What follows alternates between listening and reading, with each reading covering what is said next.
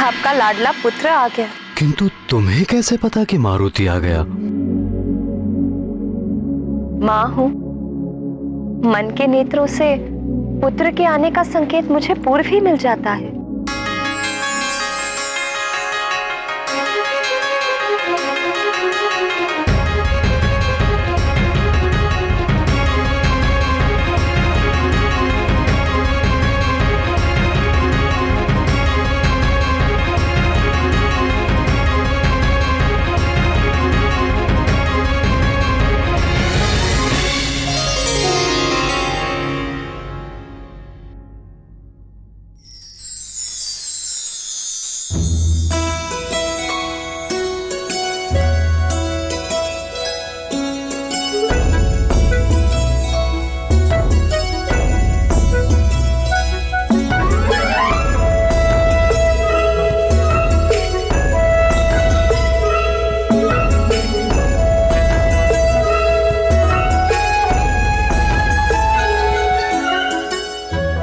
पिताश्री, माँ को क्या हुआ?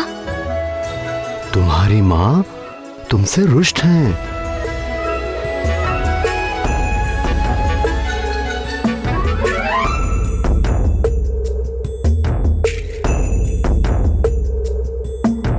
पर माँ मुझसे रुष्ट क्यों है?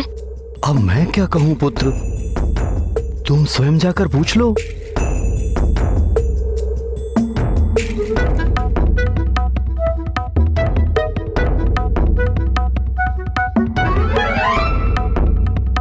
जाओ जाओ जाओ।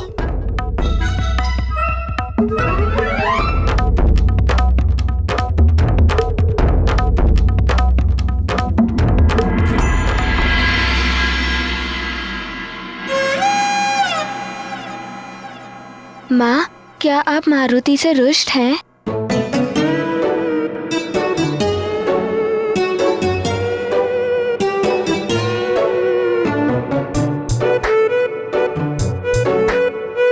मनाओ मनाओ, प्रयत्न तो करो।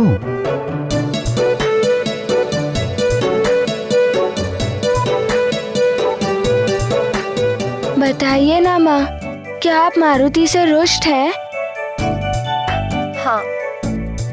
किंतु मारुति ने अब क्या किया माँ? पता है, कब से तुम्हारी प्रतीक्षा कर रही हूँ, ढूंढ भी रही थी तुम्हें।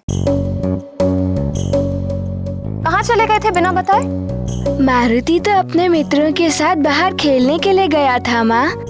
मित्रों के साथ खेलने बाहर, और वो भी बिना मुझे बताए? हाँ माँ, मैं तो पहले भी अपने मित्रों के साथ वाटिका के बाहर खेलने जा चुका हूँ।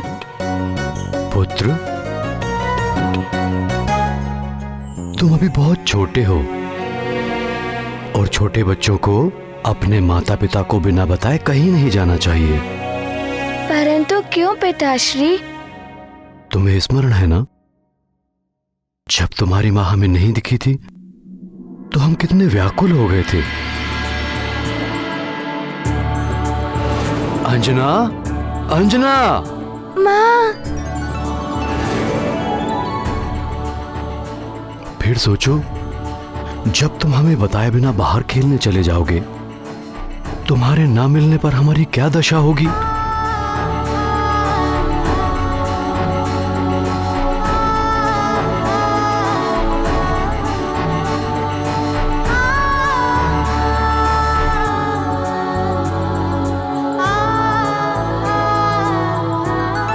मुझे क्षमा कर दीजिए माँ, मुझसे भूल हो गई।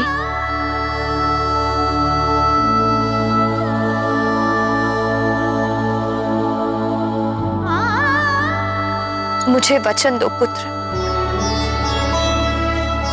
कि अपनी माँ और पिताश्री को बताए बिना तुम कभी भी बाहर नहीं जाओगे।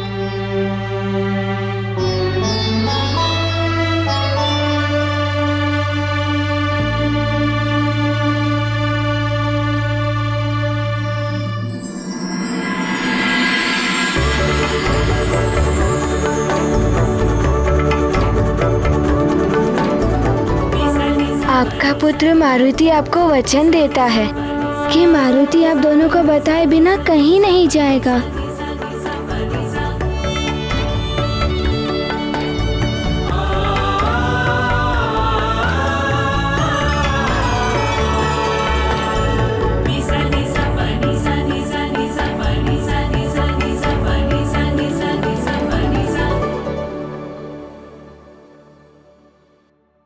तुम्हें पता है तुम्हारे ना मिलने पर मैं कितनी भयभीत हो गई थी। भयभीत? आप भयभीत क्यों हो गई थी माँ? क्या आपने शेरों की दहाड़ सुनी या गुरुजी की छड़ी देखी? शेरों की दहाड़ या गुरुजी की छड़ी का तुम्हारे माँ के भय से क्या मतलब? हाँ पिताश्री, भय का अर्थ यही होता है, शेरों की दहाड़ और गुरुजी की छड़ी। ये ज्ञान तुम्हें कहाँ से प्राप्त हुआ पुत्र? पिताश्री, मेरे मित्रों से। उन्होंने बताया कि भय का अर्थ होता है शेरों की दहाड़ और गुरुजी की छड़ी।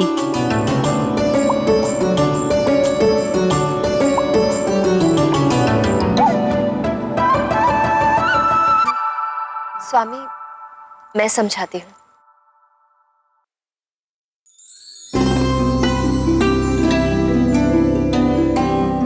पुत्र मारुति, तुम्हें सब पता है, पर यदि तुम भय के विषय में कुछ नहीं जानते तो समझ लो कि भय सिर्फ मन का भ्रम है।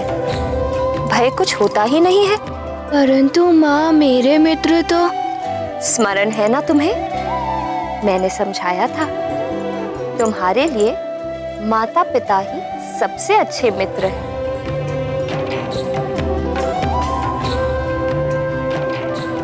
और जो माँ ने कहा उसी को स्मरण रखो और भरोसा करो माँ की बातों पर।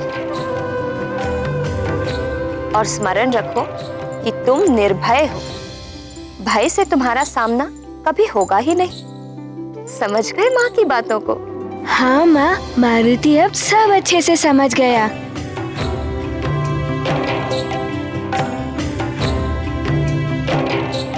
परंतु माँ, दूध। दूध?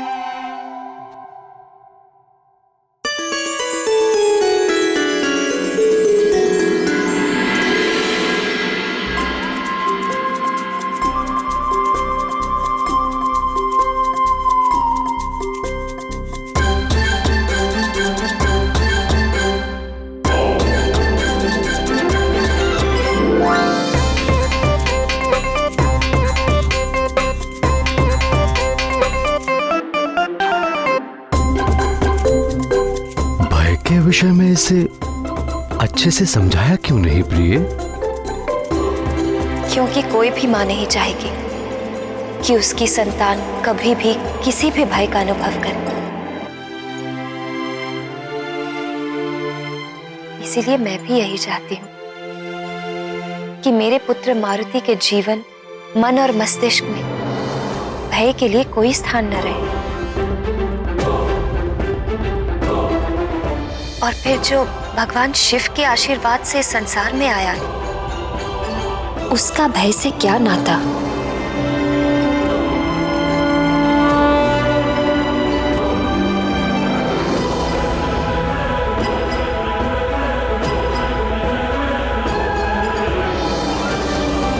मेरी इस सृष्टि में 84 लाख प्रकार के जीव हैं और ये सभी जीव किसी न किसी भय के प्रभाव से सदा ही ग्रस्त रहते हैं।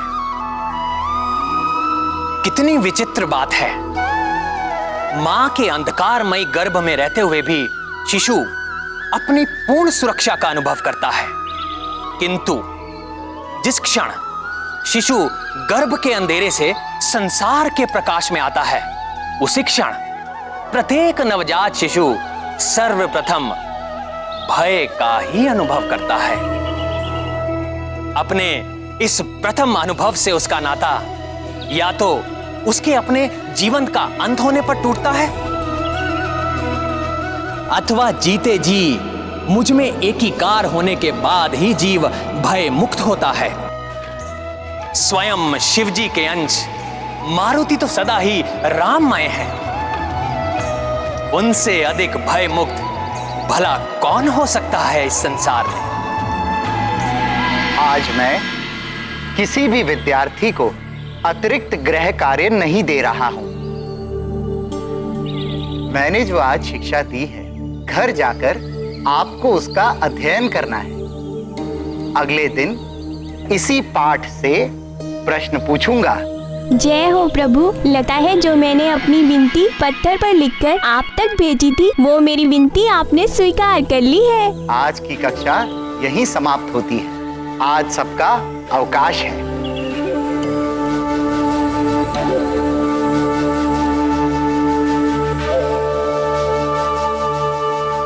आओ मित्र, दो दो हाथ कुश्ती हो जाए।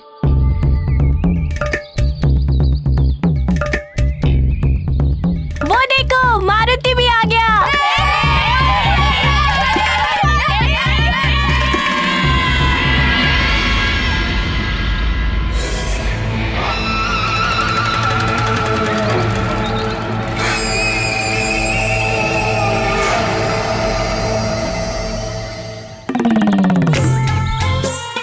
आओ मित्र, मारुति।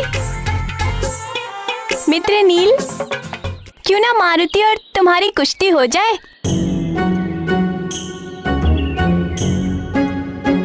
हाँ हाँ, क्यों नहीं। मारुति, हारने से भय तो नहीं लग रहा है? भय? भय क्या होता है मारुति जानता ही नहीं है। तो ठीक है, हो जाए। हाँ, क्यों नहीं, हो जाए।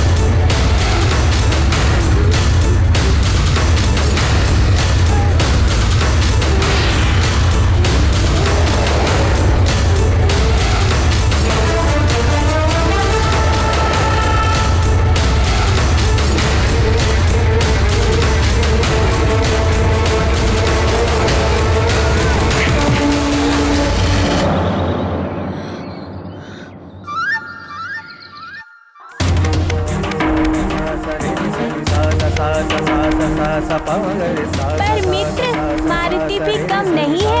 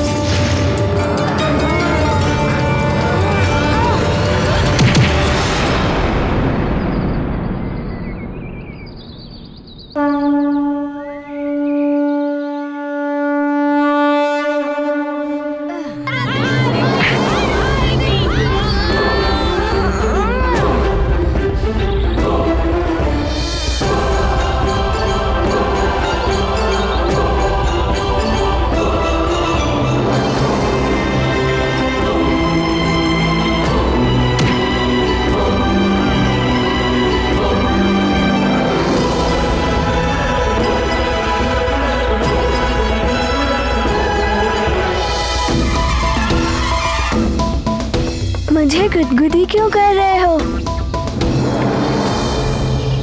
कुश्ती के दांव चलो। ये कुश्ती का ही दांव पेच है मित्र। यहाँ की कुश्ती में ऐसा ही चलता है, बच सको तो बचो। तो ठीक है, अभी लो दांव पेच दिखाता हूँ।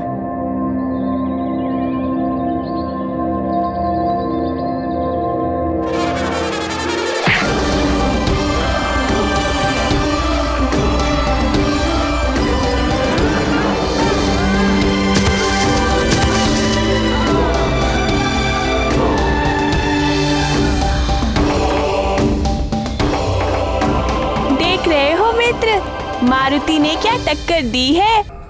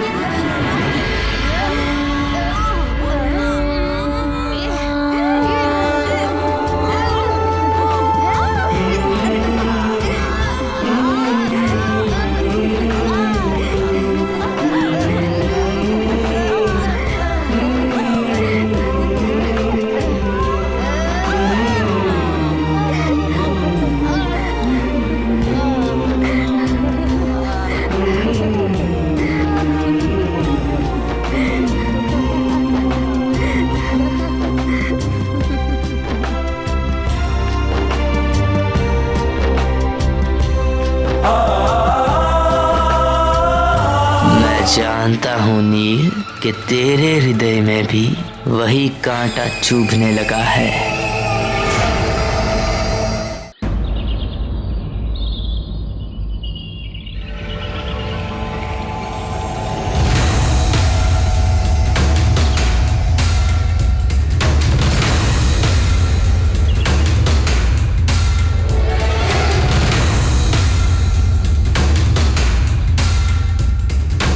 पता नहीं क्या हो गया है मुझे कुछ समझ में नहीं आ रहा है।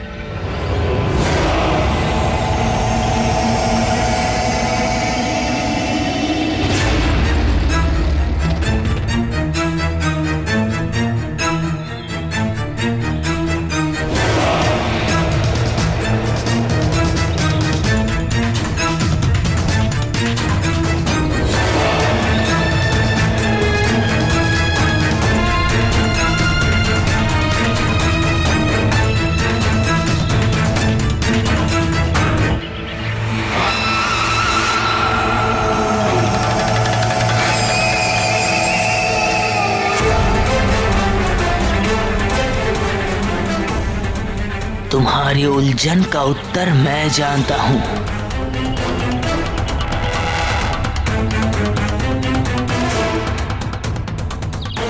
मैं जानता हूं क्यों तुम्हें कुछ भी अच्छा नहीं लग रहा है।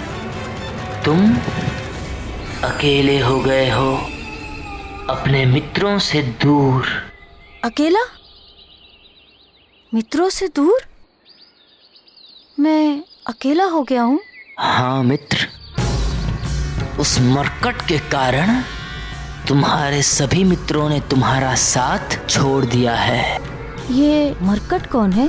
मेरा तात्पर्य है वो मारुति। वो तो मेरा मित्र है। मित्र होता तो आते ही तुमसे तुम्हारे मित्र छीन नहीं लेता। देख रहे हो ना, देखो देखो।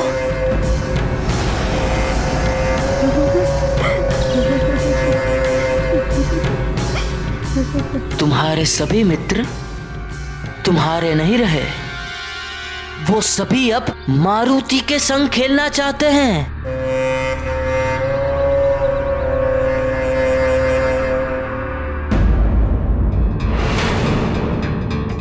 हे प्रभु, मेरे ये वाली भैया न जाने अब कौन सा षड्यंत्र रचने जा रहे हैं। अर्थात मेरा अनुमान सत्य था। वाली भैया अभी भी मारुति के आसपास मंडरा रहे हैं। वो अवश्य ही किसी नए षड्यंत्र की योजना बना रहे होंगे। किंतु मित्र, तुम कौन हो? मुझे नहीं पहचाना?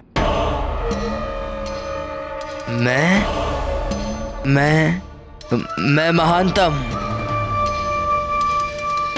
तुम्हारा शुभ चिंतक हूं।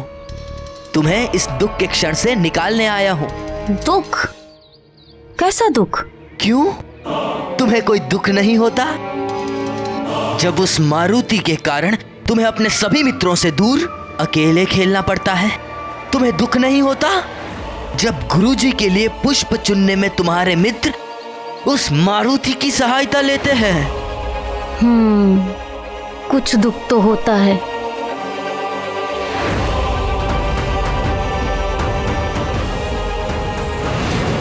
तो अब बताओ, क्या तुम्हें यह दुख अच्छा लग रहा है?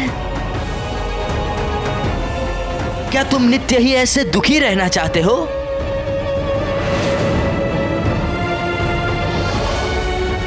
यदि नहीं, तो तुम्हें उस मारुति नामक मरकट को उसके सही स्थान तक पहुंचाना होगा। यानी उसके राजभवन में?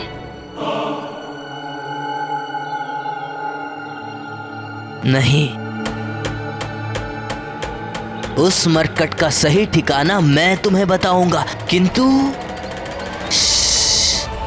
चुपचाप। यदि तुम अपने मित्र महानतम और शुभ चिंतक की बात मानते रहे तो तुम्हारे सभी मित्र पुनः तुम्हारे साथ होंगे, ये तय है। परंतु मुझे करना क्या होगा? मैं जैसा कहूंगा वैसा ही करना होगा।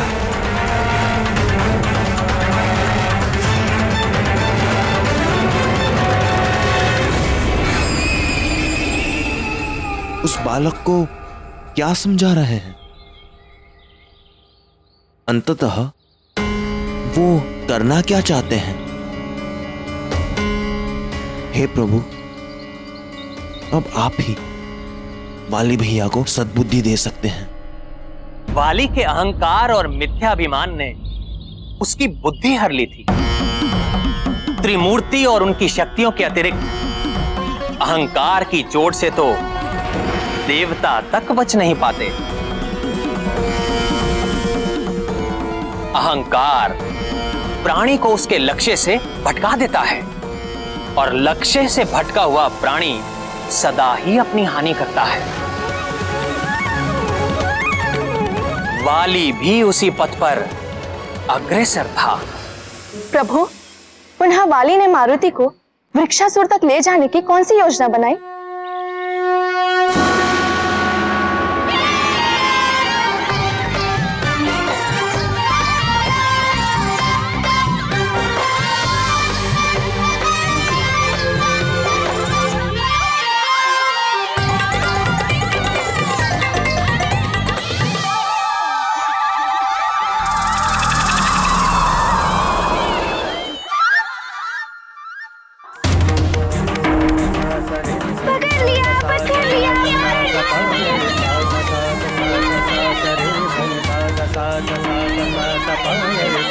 वाली भैया को पकड़ लिया। वाली भैया को पकड़ लिया। भैया, आप पुनः पाठशाला में? लगता है आपको भी पाठशाला अत्यधिक प्रिय है। नहीं, पाठशाला अत्यधिक प्रिय नहीं है। मुझे तुम अत्यधिक प्रिय हो, क्योंकि तुम बड़े बलशाली हो, पत्थर गुलाटी में भी सर्वश्रेष्ठ हो, और तुम्हारी गति तो अद्भुत है, अतुलनीय है। क्योंकि मारुति दूध पीता है, वो भी ढेर सारा।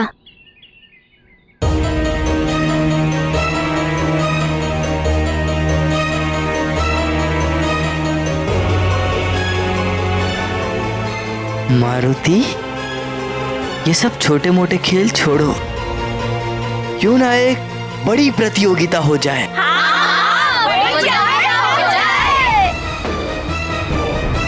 प्रतियोगिता? अरे प्रतियोगिता यानी ये दिखना कि किसमें कितना साहस है।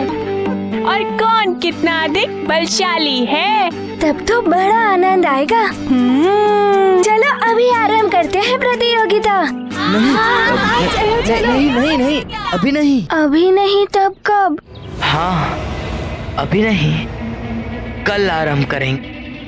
आश्रम के प्रांगण में, पुरानी वाली पाठशाला के पास। पर अभी और यहाँ क्यों नहीं? नहीं,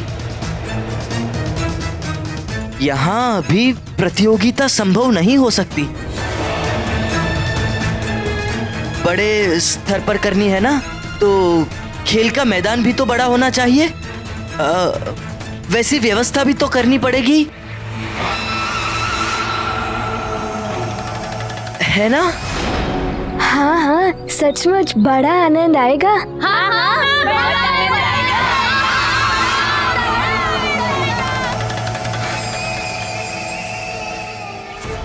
वाली भैया,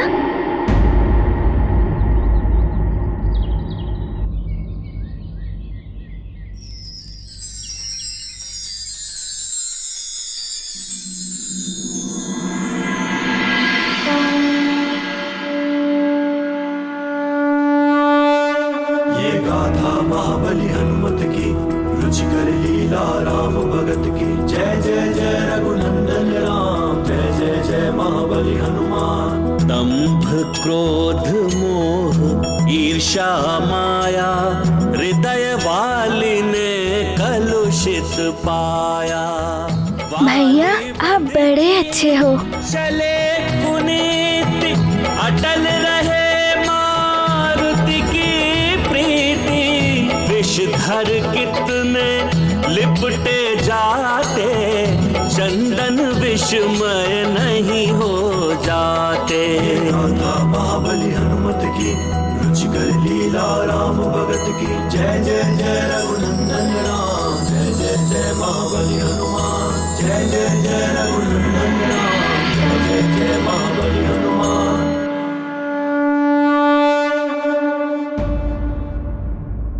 कल आनंद आएगा, बड़ी प्रतियोगिता होगी। हाँ हाँ, बहुत आनंद आएगा। हम सब जाएंगे। हाँ हाँ, हम सब जाएंगे। वाह, अब आनंद आएगा। इस महानतम ने तो सच ही कहा था। इसकी योजना तो अद्भुत है। अब प्रतीक्षा है अमावस के दिन की, जब केसरी के जीवन में सदा के लिए अमावस जैसा ही घनघोर अंधेरा छा जाएगा। हाँ, घनघोर अंधेरा। ये मारुति जाएगा प्रतियोगिता के लिए, मारुति जाएगा प्रतियोगिता के लिए।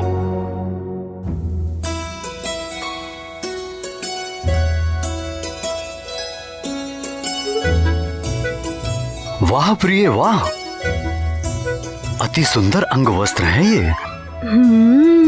इसको मैंने बड़े ही जतन से बनाया है। किसके लिए बनाया है? उसके लिए जो मुझे सबसे अधिक प्रिय है। फिर तो ये मेरे लिए ही बनाया होगा।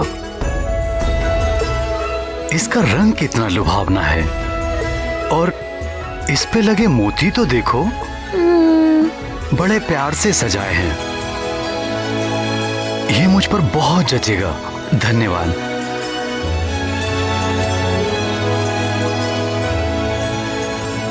माँ, इतना सुंदर अंगवस्त्र आपने किसके लिए बनाया है?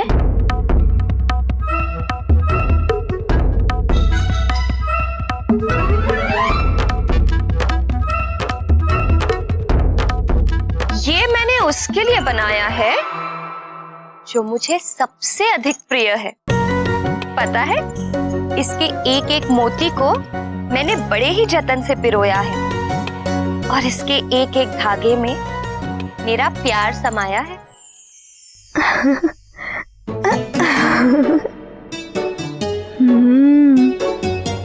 माँ, ये रंग तो मुझ पे बहुत जचेगा। नहीं नहीं, ये वस्त्र तो मुझ पर अधिक सजेगा। पिताश्री, ये तो आपके लिए बहुत छोटा है। प्यार से दिए गए किसी भी उपहार की मूल्य व आकृति नहीं, उपहार देने वाले की मात्र भावना देखी जाती है।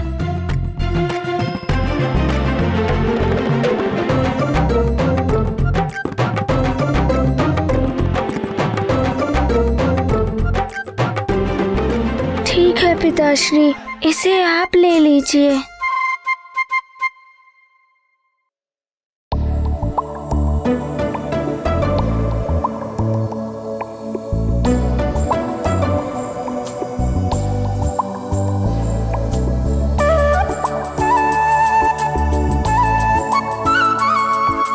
प्रिय, मुझसे मारुति की उदासी देखी नहीं जा रही।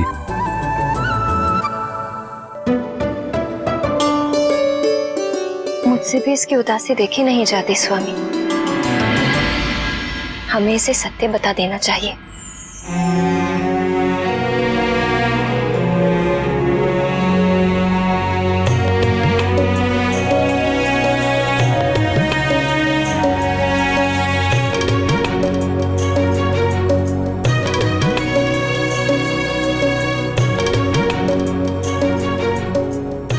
सचमुच प्रिय, ये अंगवस्त्र तो मेरे लिए अत्यंत छोटा है।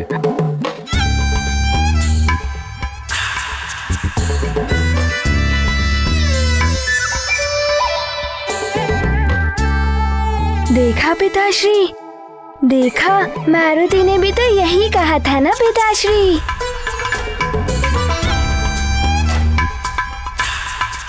प्रिय, कहीं तुमने ये मारुति के लिए तो नहीं बनाया?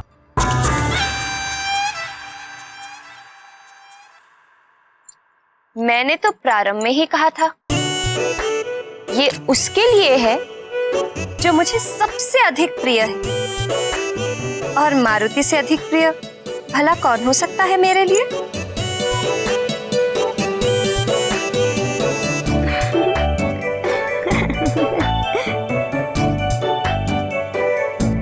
ये रंग तो मुझ पे कितना अच्छा लग रहा है माँ। माँ, आपने सचमुच बहुत सुंदर रंग वस्त्र बनाया है मारुति के लिए।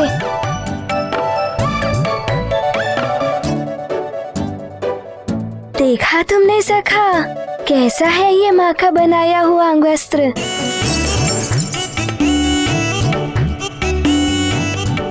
माँ, मारुति और उसकी सखा को ये अंगवस्त्र बहुत प्रिय लगा।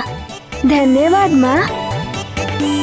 जिस परिवार में प्रेम, सौहार्द और सद्भावना होती है, वो परिवार यदि निर्जन मन के एकांत में भी रहे तो वो वहां भी स्वर्ग का सा अनुभव करेगा। किंतु जिस परिवार में द्वेष, कलह और दुर्भावना हो, उस परिवार के सम्मुख चाहे जितनी भी भौतिक सुविधाओं का अंबार परोस दिया जाए, वो हमेशा सुख से वंचित ही रहेगा।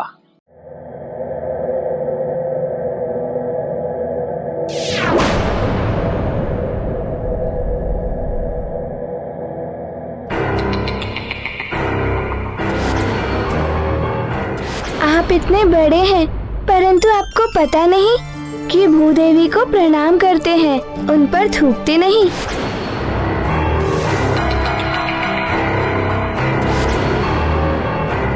मुझे तुम अत्यधिक प्रिय हो।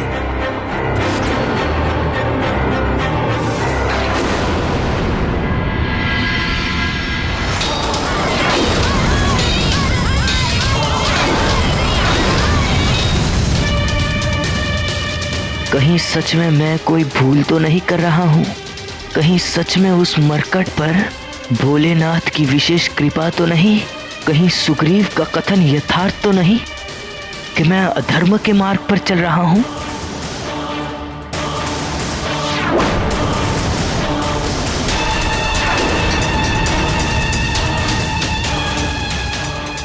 मुझ महानतम के मन में अचानक ये भटकाने वाले विचार क्यों उत्पन्न हो रहे हैं?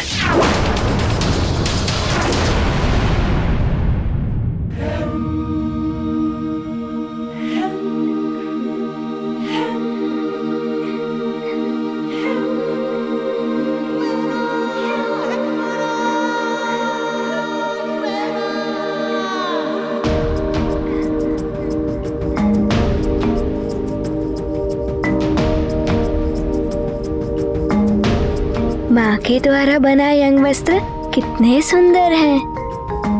कल इन्हीं अंग वस्त्रों को पहनकर मारुति प्रतियोगिता में भाग लेगा और सबको हरा देगा।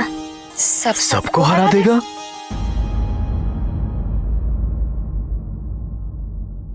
किसको हरा दोगे पुत्र?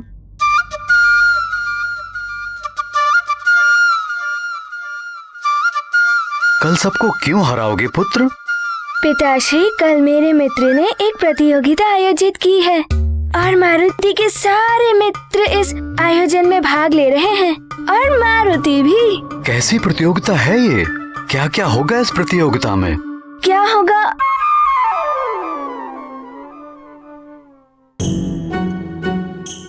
क्या होगा ये तो मारुति को ज्ञात ही नहीं। ये तो कल ही पता चलेगा। पर जो भी हो, कल की प्रतियोगिता में जीतेगा तो मारुति ही।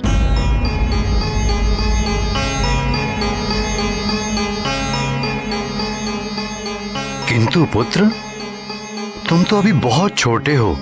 यदि तुम्हारे स्थान पर कोई और जीत गया तो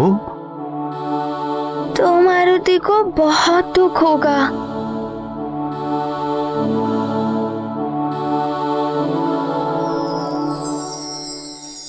कल की प्रतियोगिता की बातें बाद में करेंगे। क्यों ना अभी हम तीनों मिलकर एक प्रतियोगिता करें? प्रतियोगिता? हाँ।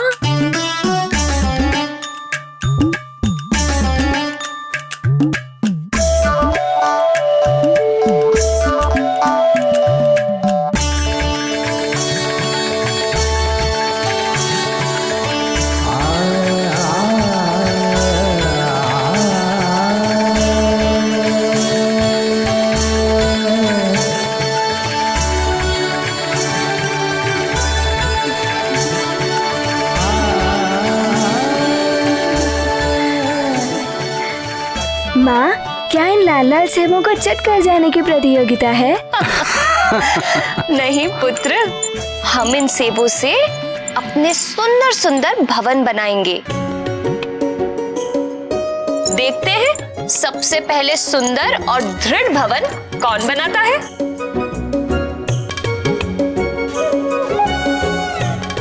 सेबों का भवन? हाँ, तुम्हारी नानी ने मुझे ये खेल सिखाया था बचपन में। किंतु माँ, सेबों का भवन बनेगा कैसे?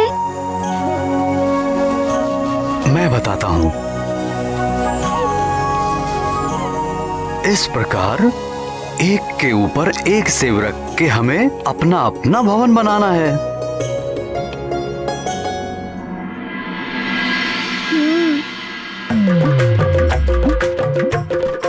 मुझे लगता है सबसे पहले मैं अपना भवन बनाऊंगा। धैर्य रखिए आर्यपुत्र, देखते हैं सबसे पहले किसका बनता है।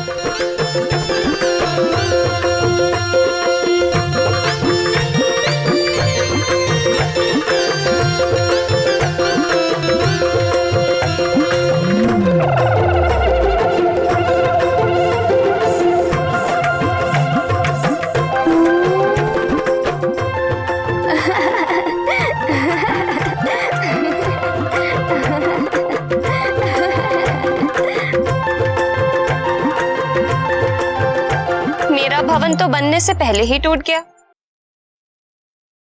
परंतु माँ, अब देखना मारुति अपने सेबों का भवन कैसे बनाता है।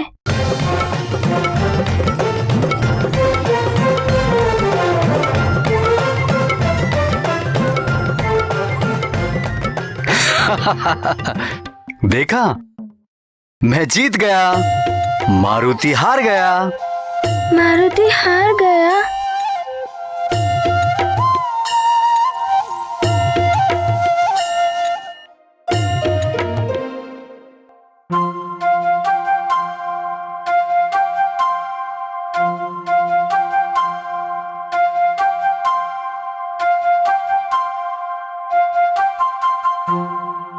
माँ, जीत तो आपकी हुई नहीं, फिर भी आप इतनी प्रसन्न क्यों हो रही हो? वो इसलिए पुत्र, क्योंकि मेरे लिए प्रतियोगिता का उद्देश्य मात्र प्रतियोगिता जीतना नहीं था। तो फिर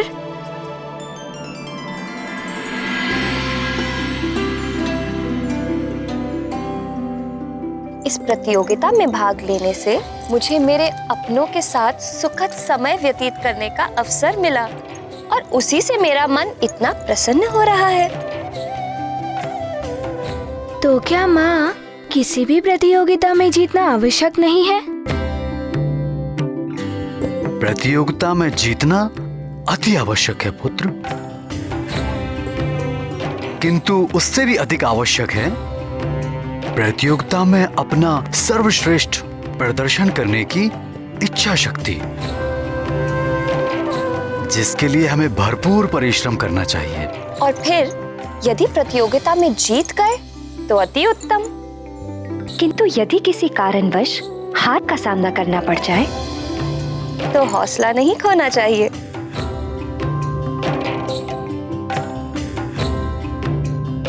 तो फिर क्या करना चाहिए माँ?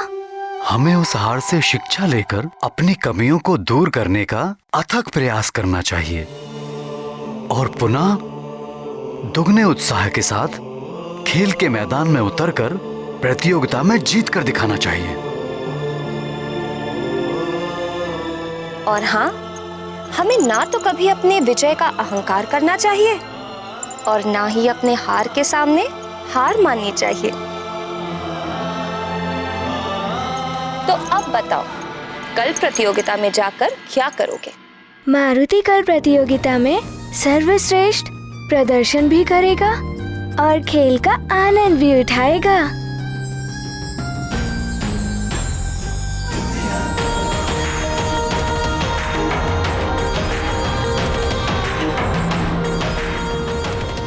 हे प्रभु, मेरे परिवार की प्रसन्नता को कभी किसी की कुदृष्टि न लगे। कब सुबह होगी और कब वो महानतम केसरी पुत्र को यहाँ मेरे पास लेकर आएगा?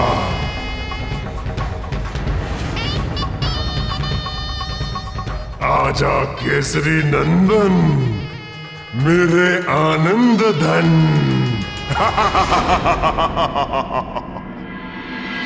ओम भूर्भुवस्सुः तत्सवितुर्वरेण्यं भर्गो देवस्य धीमहि धियो यो न प्रचोदयात्।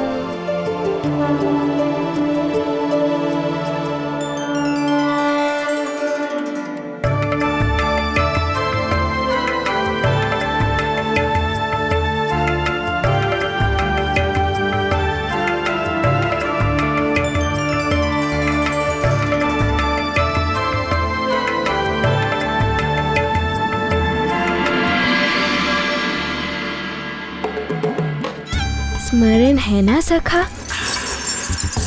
कल प्रतियोगिता है। कल प्रातः होते ही मुझे उठा देना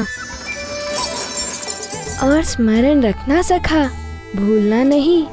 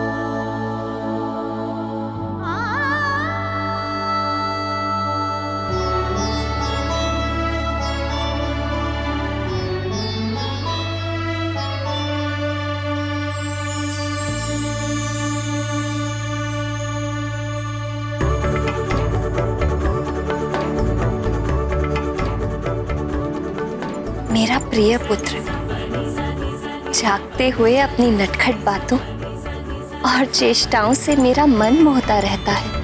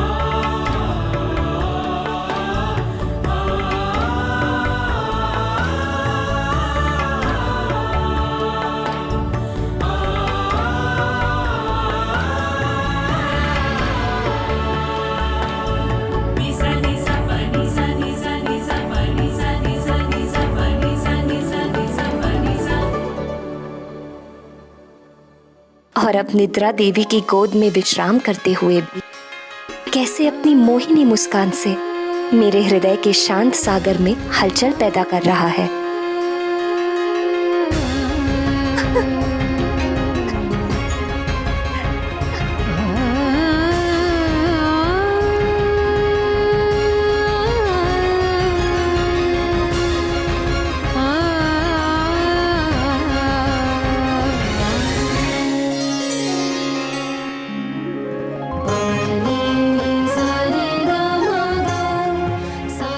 क्या हुआ प्रिय? अपने सोते हुए पुत्र से क्या बात कर रही हो प्रिय?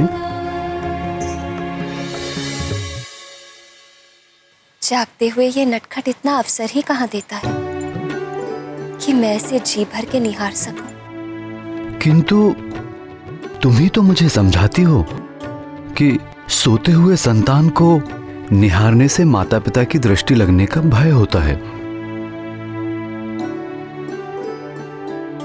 किंतु मैं तो ठीक है, अब तुम भी सो जाओ, अन्यथा मुझे भी तुम्हें प्रेम लोरी सुनाकर सुलाना पड़ेगा। और यदि आपकी लोरी सुनकर हमारे पुत्र की निद्रा टूट गई तो आपकी प्रेम लोरी सुनना तो दूर की बात, हमें शांति से सोने भी नहीं देगा।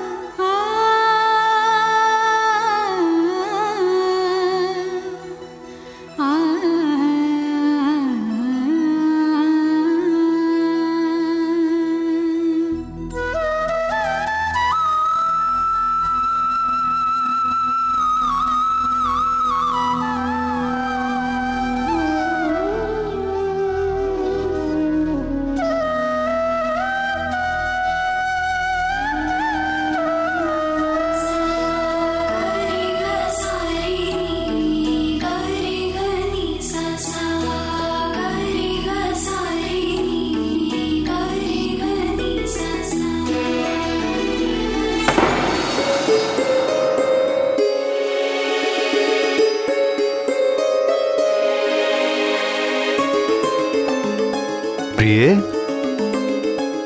अंजने, ये विचित्र ध्वनि कैसी? अंजना भी कक्ष में नहीं है, कहां चली गई?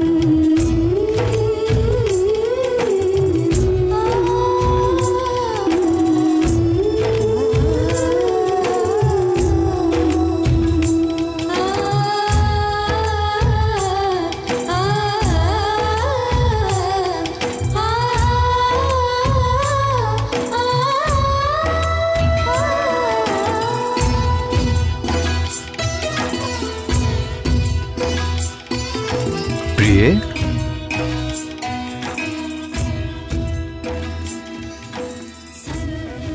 अर्धरात्रि में ऐसा क्या आवश्यक कार्य आ गया प्रिय, जो हम पिता पुत्र को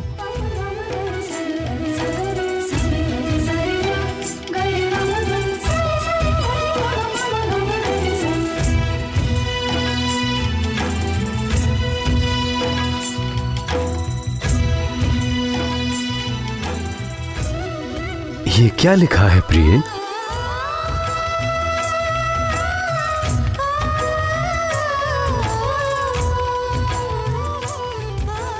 ये मेरी उन कामनाओं की सूची है जो मैंने हमारे पुत्र के उज्जवल भविष्य के लिए सोचा है। हमारा पुत्र जो भगवान शिव की कृपा से हमें प्राप्त हुआ है, मारुति के अद्भुत चमत्कारों के हमारे साथ समस्त सुमेरुवासी भी साक्षी हैं। उसके उज्जवल भविष्य पर तुम्हें संदेह है प्रिय? नहीं आर्यपुत्र, मुझे अपने पुत्र की क्षमताओं पर कोई संदेह नहीं।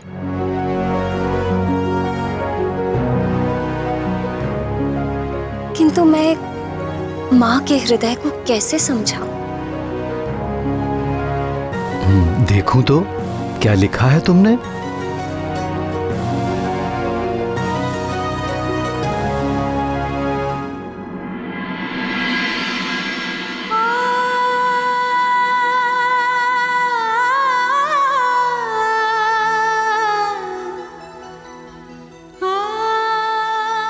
मारुति को अतिशीघ्र अन्नप्राशन कराना और उसे उसका प्रिय फल सेब अवश्य खिलाना।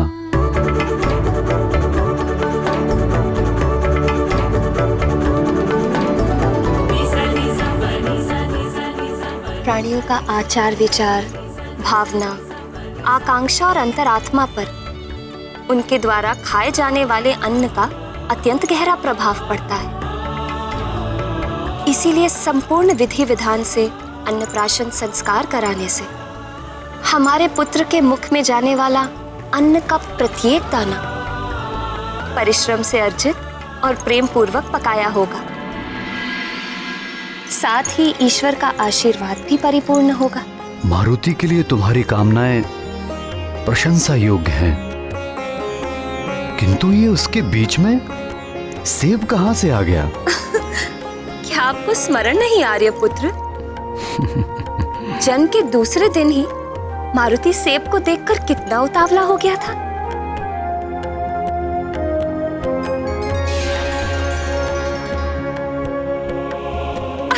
नहीं नहीं नहीं, अभी नहीं। सत्य कहा प्रिय, किंतु मैं जब मारुति को जब उसका प्रिय फल सेब खाने के लिए रोकता हूं ना, तो मेरा हृदय भी दुखता है।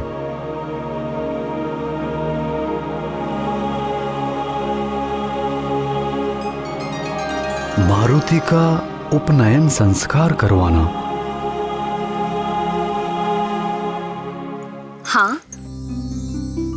शास्त्रों में विदित है, शिशु का पहला जन्म मां के गर्भ से होता है और दूसरा जन्म यज्ञोपवीत धारण करने के पश्चात। मां के गर्भ से जन्म लेने के उपरांत पूर्व जन्मों के संस्कारों का प्रभाव शेष रहता है। यज्ञोपवीत संस्कार शिशु के अच्छे संस्कारों के प्रभाव को स्थायी करने में सहायता करता है और ये संतान के लिए अत्यंत शुभ होता है। यज्ञोपवीत संस्कार के उपरांत ही संतान शिक्षा ग्रहण करने के योग्य बनती है।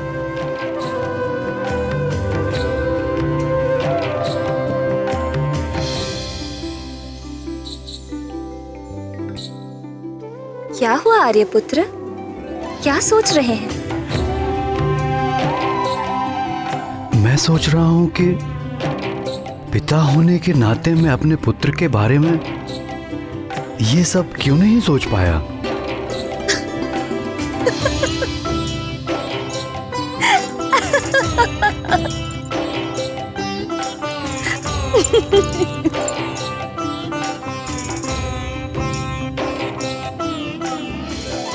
मारुति को शिक्षा ग्रहण करने के लिए सर्वोत्तम गुरु के पास भेजना। फिर तो निश्चित ही तुमने सर्वोत्तम गुरु का चयन कर लिया होगा। कौन है वो गुरु? जो प्रत्यक्ष देव है, जो सर्वव्यापी है, जिनके प्रकाश के बिना जीवन चक्र रुक जाता है, प्राणियों को मोक्ष देने वाले स्वयं भगवान सूर्य। उनसे उत्तम गुरु हमारे पुत्र के लिए और कौन हो सकता है? अति सुंदर प्रिय। इसी कारण भगवान शिव ने अपने अंश को तुम्हारे गर्भ में प्रकट किया। मुझे तुम पर गर्व है प्रिय। मैं इतनी भी प्रशंसा के योग्य नहीं हूँ आर्यपुत्र। भोले शंकर ने यदि मुझे मारुति की माँ होने का सौभाग्य दिया है, तो आपको भी तो मारुति के पिता होने का अधिकार दिया है। सो तो है।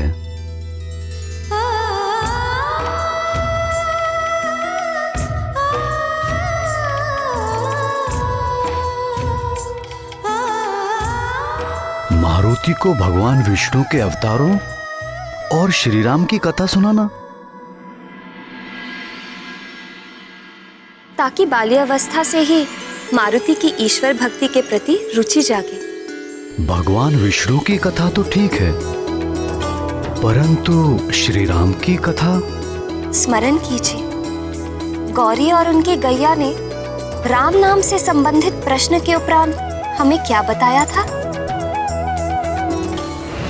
भगवान भोलेनाथ की इच्छानुसार तुम्हारे पुत्र का जन्म विष्णु अवतार श्री राम की सहायता के लिए हुआ है। युवराज का जन्म तो बड़े बड़े कार्य करने के लिए हुआ है। इनके चमत्कारी कर्तव्यों पर तो सारा संसार चकित और मोहित रह जाएगा। किंतु प्रिय, क्या तुम्हें ज्ञात है कि श्री राम कौन है और उनकी कथा क्या है? हमारे पुत्र के उज्जवल और मंगलमय भविष्य के लिए हमें इस प्रश्न का उत्तर ढूंढना होगा कि श्री राम कौन है, राम कहाँ है, राम कहाँ है, राम कहाँ है?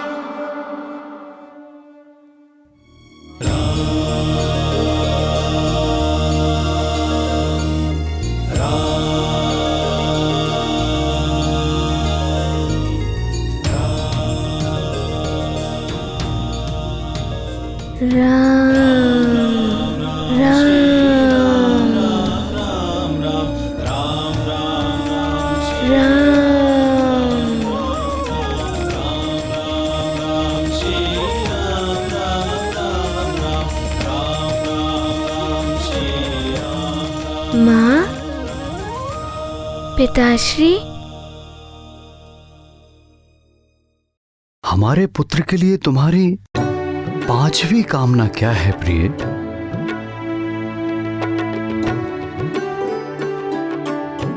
ऐसे क्या देख रही हो प्रिय?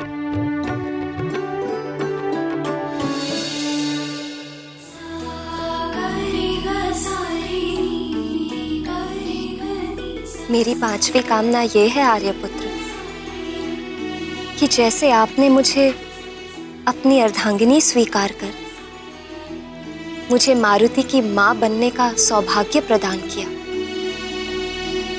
अपना पितृ ऋण चुकाया है, ठीक वैसे ही पुत्र मारुति भी सही समय आने पर विवाह बंधन में बंधकर अपना पितृ ऋण चुकाए और हमारी वंशबेल को आगे बढ़ाए।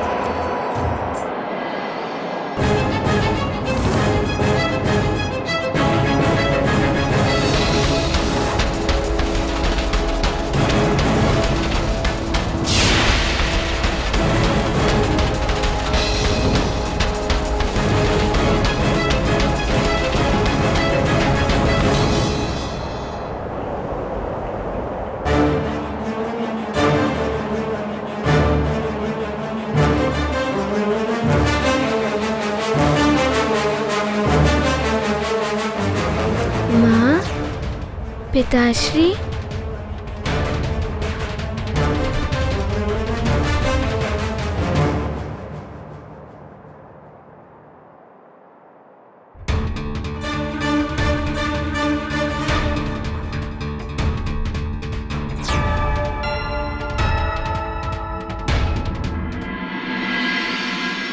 मारुति ने आपको हर स्थान पर ढूंढा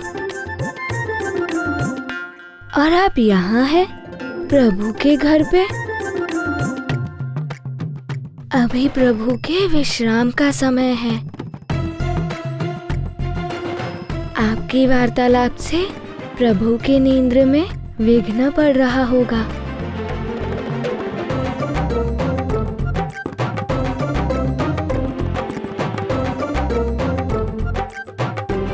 चलिए ना माँ, आपके यहाँ रहने से प्रभु की और मारुति की निद्रा में विघ्न पड़ रहा है।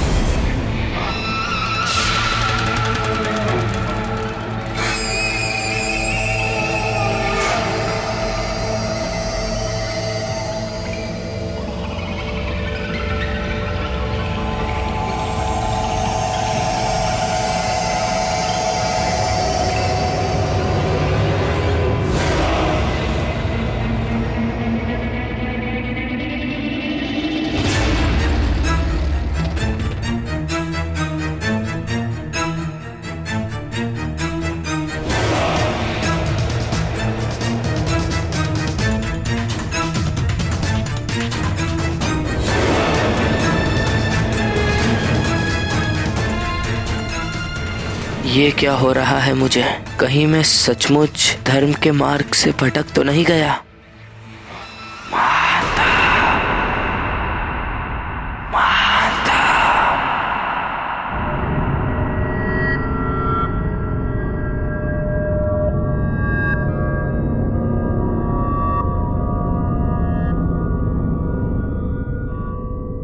महानतम वाली को धर्म सद्मार्ग सत्य जैसे दुर्बल विचार शोभा नहीं देते।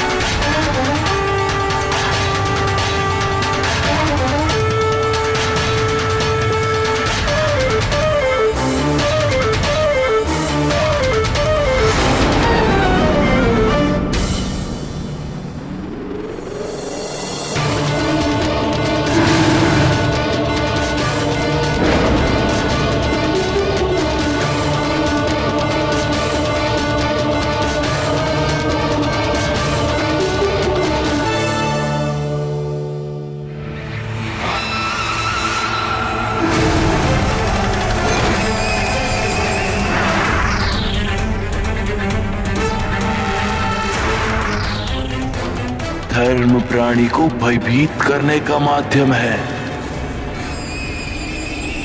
सद्मार्ग की खोज वो करते हैं जिनके जीवन में कोई महान लक्ष्य नहीं होता। सत्य की बैसाखी का सहारा वो लेते हैं जिन्हें अपने बाहुबल पर विश्वास नहीं होता। महानतम वाली जिस मार्ग पर चल रहे थे वही मार्ग उसके लिए श्रेष्ठ है।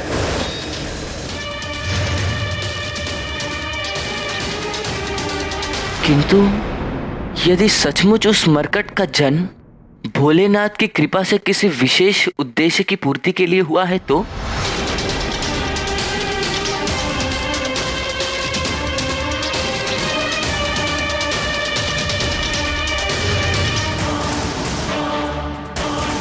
इस संसार में प्रत्येक जीव किसी न किसी उद्देश्य की पूर्ति के लिए ही जन्म लेता है।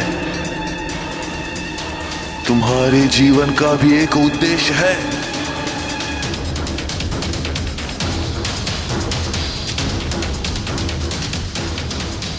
क्या महानतम वाली अपने उद्देश्य को भूल गया है?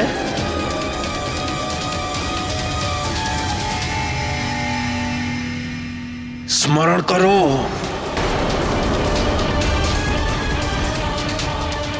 महानतम वाली की जीवन का उद्देश्य क्या है?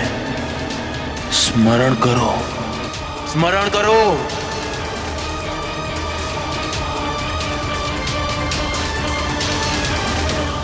इस समग्र विश्व का कोई भी योद्धा मेरी टक्कर का नहीं है, और हाँ, ये मेरी चुनौती है।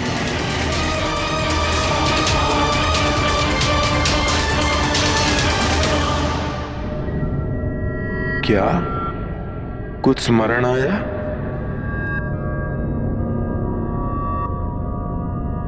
सर्वश्रेष्ठ योद्धा वाली, महानतम योद्धा वाली, कभी किसी से पराजित ना होने वाला वाली।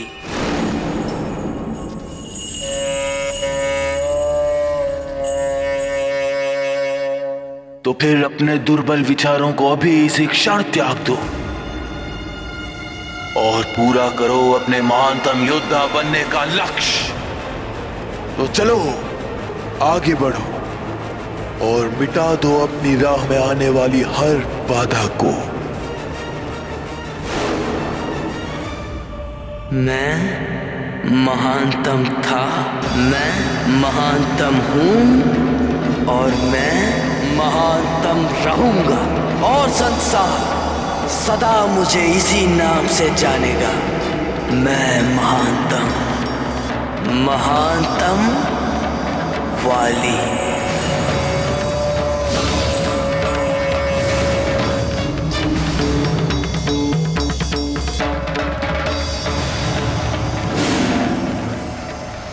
बाली देवराज इंद्र का अंशावतार होकर भी इतना बड़ा दुष्ट कैसे हो गया?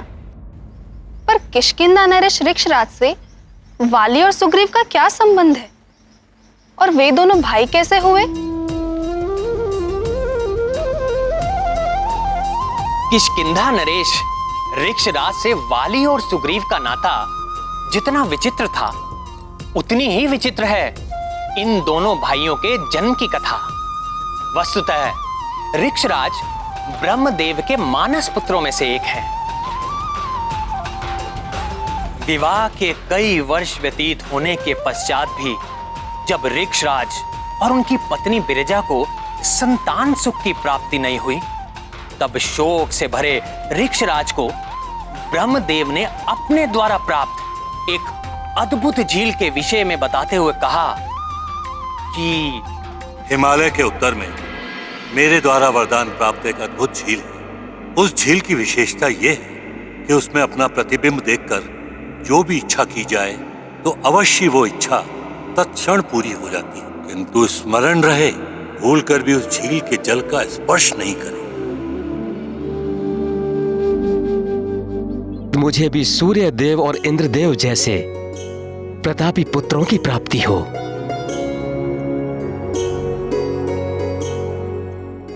ब्रह्मदेव द्वारा वरदान प्राप्त उस अद्भुत झील को देखकर ऋक्षराज अपने पिता की दी हुई चेतावनी को स्मरण ना रख सके और एक नारी के रूप में परिवर्तित हो गए।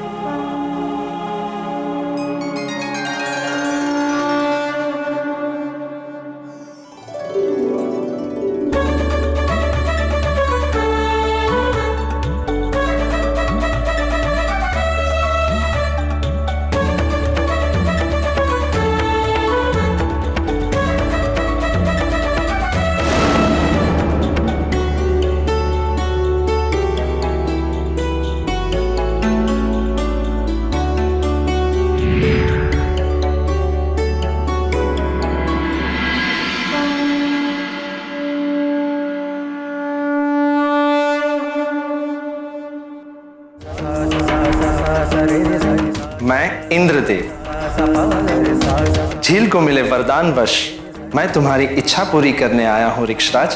प्रभु, क्या मुझे आजीवन इसी नारी के रूप में रहना होगा?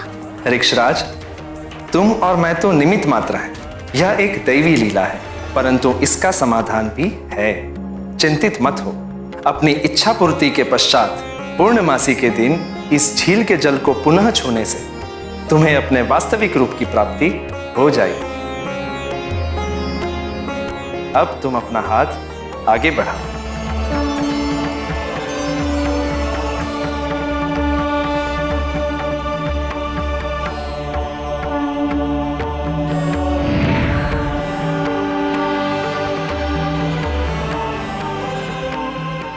तुम्हारा यह पुत्र वाली के नाम से प्रसिद्ध होगा। वाली?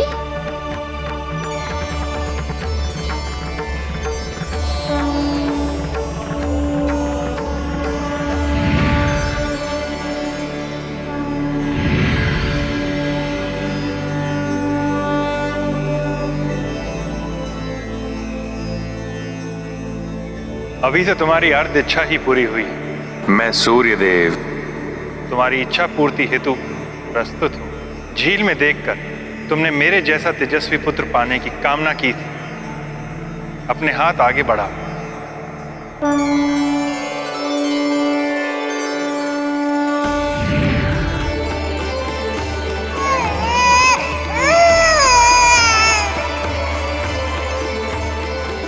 तुम्हारा ये पुत्र सुग्रीव के नाम से प्रसिद्ध होगा।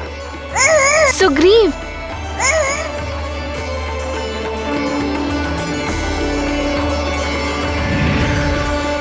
वाली तो देवराज इंद्र के पुत्र थे, तो देवराज अपने पुत्र को समझाते क्यों नहीं?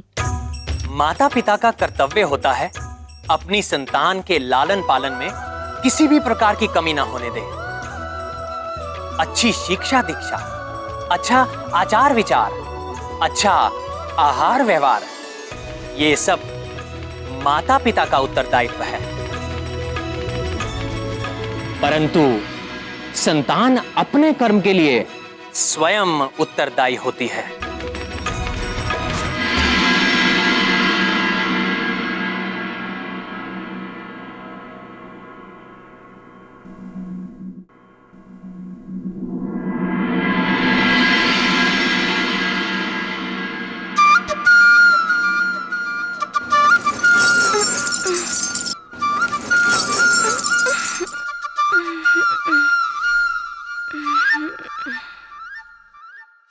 आज तो प्रतियोगिता है। कराग्रे वस्ते लक्ष्मी, कर मध्ये सरस्वती, कर मूले स्थितो महागौरी, प्रभाते कर दर्शनम।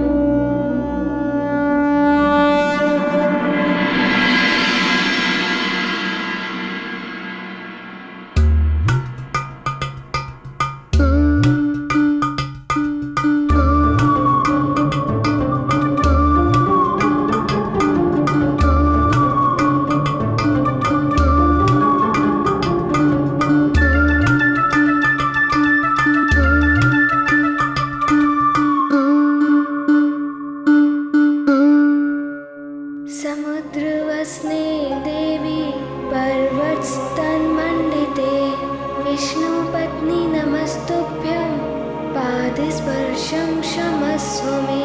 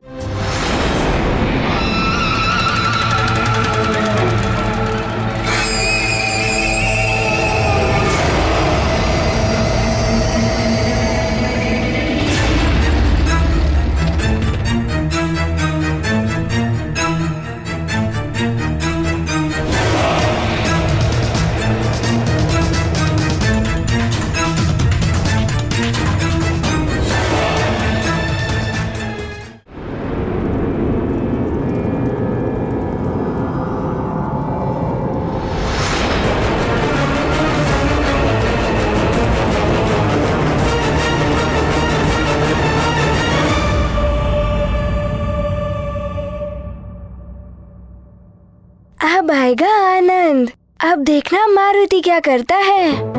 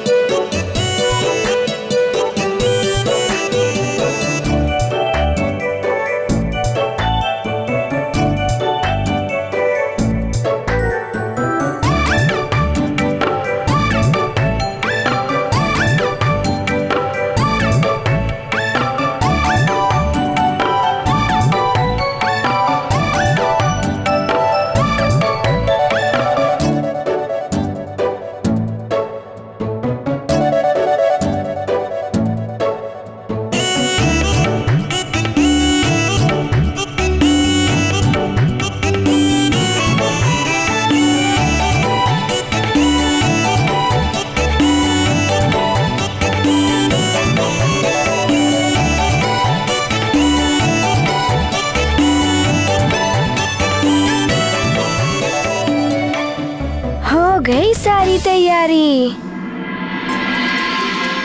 अब लगाऊंगा उपटन, बहुत आनंद आएगा।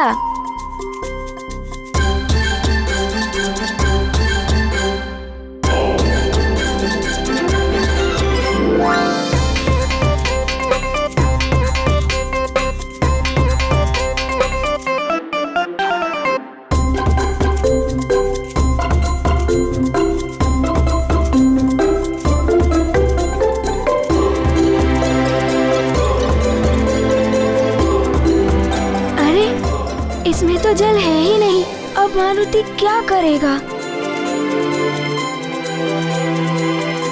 मारुति को तो भरने के पश्चात अत्यंत विलंब हो जाएगा।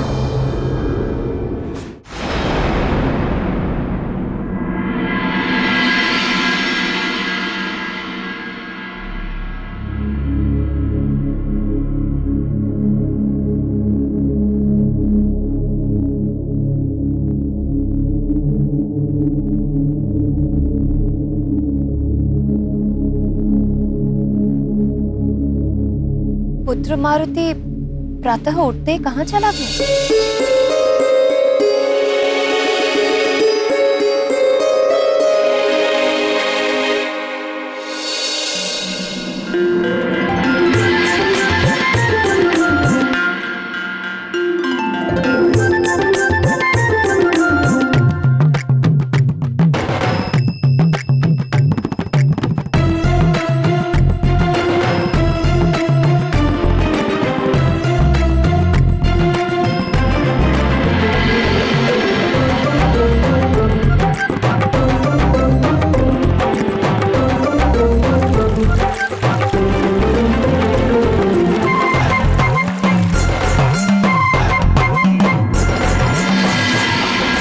क्या करूं?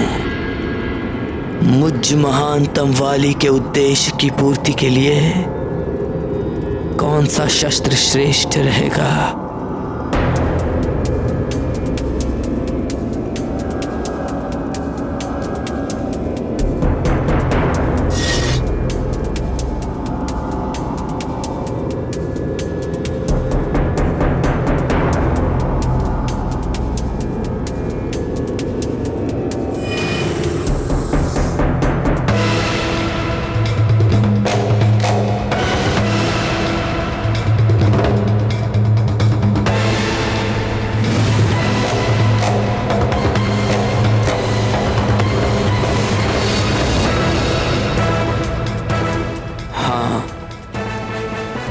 मेरी ये श्रेष्ठ गदा ही सही रहेगी।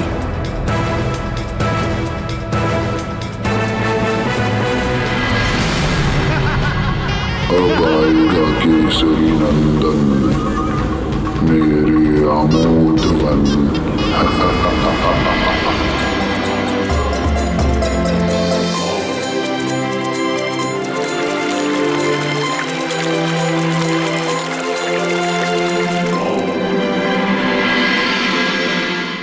If you want to enjoy more more Mytho TV content like this, please subscribe to our channel and click the bell icon. Stay connected with us for more interesting and entertaining videos. Ram भक्त महाबली हनुमान को जानना हो तो channel को subscribe करें और bell icon दबाना न भूलें।